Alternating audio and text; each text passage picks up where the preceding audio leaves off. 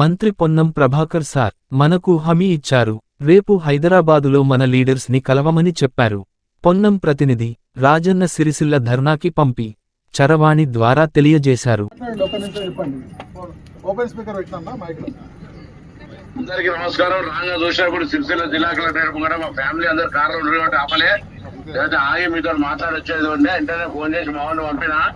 నేను మీ 5-6 రేపు డెలిగేషన్ రండి, మీరు రాష్ట్ర నాయకత్వం చెప్పుర్రి, ముఖ్యమంత్రి గారు కల్పిస్తా, లేకపోతే సాధారణ సభ కొంతమంది మంత్రులను కలిసి మీ అంశాలు ఏ విధంగా చేయాలో ఆలోచన చేద్దాం. కానీ దయచేసి మీరు తెలంగాణ వచ్చిన కూడా రోడ్డు మీద కూర్చుంటే మాకు మంచి అనిపించేది.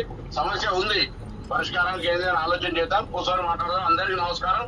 శిబిరాన్ని ఎత్తేది రాష్ట్ర స్థాయి మాట్లాడు, రేపటి నుంచి శాసనసభ మిమ్మల్ని తీసుకుని డెలిగేషన్ మాట్లాడిపించే జిమ్మేదారు నాది.